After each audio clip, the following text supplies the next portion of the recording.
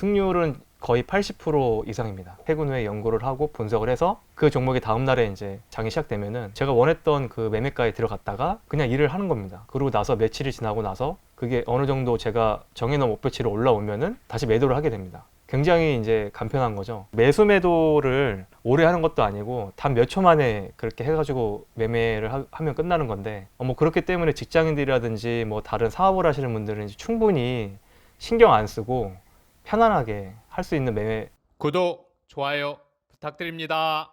얼마나 보셨길래 네. 이 정도 책을 내셨는지 아, 궁금합니다. 저는 사실은 제 수준에서는 월 평균 한 10에서 20% 정도는 지금 내고 있고요. 그리고 최고 많이 냈던 거는 80% 정도 최저점 매매를 해서 그 정도 수익을 낸 적이 있습니다. 네, 그래서 어쨌든 그 수익, 제가 생각하는 그 수익률보다는 승률이 몇 프로 정도 되는가 이게 더 중요한 것 같고요. 어차피 주식이라는 거는 모든 기법이 100%는 없는 것처럼 이제 승률로 가는 거기 때문에 그 승률이 만약에 내가 갖고 있는 매매 기법이 승률이 높다고 하면은 그거는 앞으로 계속 수익을 낼 수 있는 가능성이 있기 때문에 수익률보다는 승률이 몇 프로 되느냐 이거를 많이 따지는 편입니다. 승률은 거의 80% 이상입니다. 더 궁금해지는데 네, 그에 앞서서 혹시 주식에 망하신 적은 없으실까요? 있습니다. 어떻게 어떤 일들이 있었어요? 누구나 그랬던 것처럼 있습니다. 네. 저는 주식을 한 지 한 10년 정도 됐는데요. 처음에 매수 매도만 알고 그 주위에서 이제 괜찮은 정보가 있으니 이 종목을 하면은 매수를 하면은 많은 수익을 볼 수 있다라고 이제 얘기를 해서 투자를 하게 됐는데요. 그게 완전히 그 악재가 터지고 안 좋은 뉴스와 정보를 통해서 완전 하락을 하게 돼가지고 그때 엄청나게 좀 손실이 있었습니다. 물론 뭐 지금은 다 복귀를 다 하고 메꾸고 했지만 그때는 아무튼 네, 누구나 그랬던 것처럼 큰 아픔이 있었습니다. 네, 누가 좋다고 해서 샀다가 네, 그렇게 된 거군요. 네, 맞습니다. 항상 그 누가가 참 문제예요. 네, 그 이후로는 절대 제가 듣지 않았고요. 그래서 그때 이후로 이 바닥 매매에 대해서 연구를 하기 시작한 거죠. 네. 하면서 어떻게 하고 계시는 건지 궁금합니다. 사실은 회사 일 되게 굉장히 열심히 하고 있고요. 네, 회사 일에 충실하고 또 퇴근 후에는 제가 갖고 있는 취미생활, 좋아하는 취미생활에 이제 몰입을 해서 다른 분들은 뭐 여행도 가고 놀러도 가고 하시는 그 시간에 저는 굉장히 소중하게 생각을 해서 주식의 이 투자법에 연구에 매진했습니다.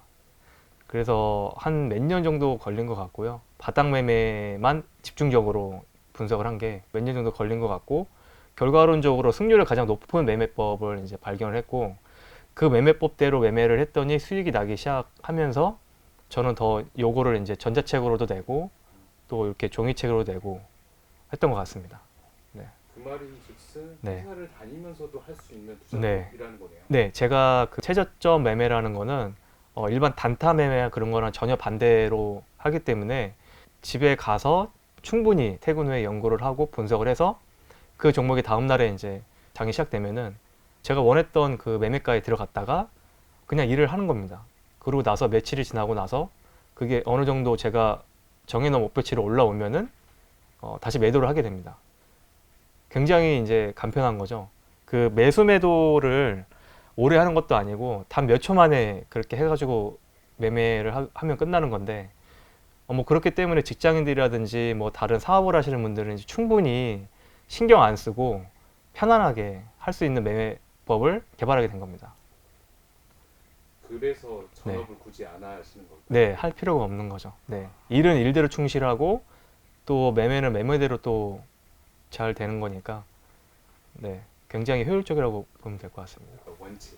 네. 주식 투자를 하면서 꼭 지키는 원칙이 어떤 게 있으십니까? 저 같은 경우는 반드시 손절을 안 한다라는 그 목표가 있고요. 그러니까 손절을 안 한다는 이제 목표는 어떻게 보면 굉장히 어려운 건데 그만큼 들어갈 때, 그러니까 남들은 쉽게 들어갔다가 나올 때 힘들어하는데 저 같은 경우는 들어가는 거를 며칠 밤을 새면서 어떤 타점에 들어가는가를 연구를 하고요. 한번 그렇게 들어가면은 반드시 바닥에서 잡기 때문에 이건 반등을 주거나 반드시 올라간다 라는 또 패턴이 있기 때문에 그런 생각으로 들어갔다가 손절 안 하고 수익을 보고 나오는 경우가 굉장히 많습니다. 네. 그말즉슨 거의 100% 수익을 받는다. 네, 거의 뭐 급전이 필요할 때는 제가 매도를 하고 나오기는 하는데 그때는 어느 정도는 손실을 보죠. 근데 그게 아니고서는 기다립니다. 그래서 첫 번째는 자기만의 목표가 있어야 되는 거고요. 두 번째 가장 중요한 거는 이제 인내심입니다. 많은 그 사람들이 보통 자기의 인내심에 못 이겨가지고 금방 나와버리고 손실 보고 나오고 또 다른 종목 들어가고 이거를 반복하게 되는데 그렇게 되면은 통장에 있는 잔고도 금방 없어지고 손실이 더 커지는 경우가 많은데 그렇게 하다 보면은 결국에 돈이 남는 게 없고 다 잃고 마는 그런 상황이 벌어지기 때문에 반드시 인내심을 갖고 반드시 이 종목은 오를 것이다 또는 내가 정한 목표가까지는 올 것이다 라고 해서 그걸 지키는 게 가장 중요한 것 같습니다. 네. 그러면 이제 본격적으로 저점. 네. 여기서 저점이라고 하는 게 사실 네. 뭘까요? 제가 연구한 끝에 점이란 정의를 좀 내려봤거든요. 주가가 계속 하락을 하다가 어느 순간에 멈추는 곳이 있고요. 분명히 그 바닥을 탁 하고 치고 다시 올라오는 시점이 있습니다. 그거를 저는 이제 저점이라고 보고 있는데 이런 사람들이 있습니다. 그게 그렇게 저점을 많이 알면은 나는 저점이라고 들어갔는데 또 하락하고 또 하락해서 손실을 나는 계속 보고 있다. 그건 어떻게 설명을 할 것이냐라고 이제 질문을 많이 하는데 그래서 제가 두 가지의 이제 저점을 구분을 합니다. 책에도 분명히 나와 있고요. 자세한 설명 나와 있는데 첫 번째는 단기 저점이라고 해가지고 그거를 일반 저점이라고 제가 표현을 하고 두 번째는 완전 바닥 그게 최저점이라고 표현을 하는데 두 가지의 차이점이 분명히 있습니다. 예를 들어서 일반 저점 같은 경우에는 5일선과 11선 이 단기선이 일시적으로 떨어졌을 때 다시 기술적인 반등이 나오는 시점을 단기 저점이라고 보고요. 완전히 주가가 하락을 해가지고 기존에 있던 전 저점을 뚫으면서까지 내려가가지고 완전 바닥을 쳤을 때는 최저점이라고 제가 구분을 하고 있습니다. 그래서 예를 들어서 최저점이 왔는데도 불구하고 또 하락을 한다 했을 경우에는 분할 매수로 해가지고 334 그런 이제 법칙이 있는데요. 30%의 처음에 매수를 하고 더 하락하면은 두 번째 2차 매수 때는 30%또 매수를 하고 거기다 더 떨어지기 시작하면은 40% 최종적으로 마지막에 매수를 한다라는 법칙이 있고요. 이 법칙은 저점이 왔을 때 최대 40% 안으로만 최대 40% 안으로만 떨어진다는 그런 법칙이 패턴이 있기 때문에 그 패턴을 중심으로 해서 334 규칙을 만든 겁니다. 책 소개 한번 부탁드립니다. 지금 여기 앞에 있는 이 책을 제가 제작을 했는데요.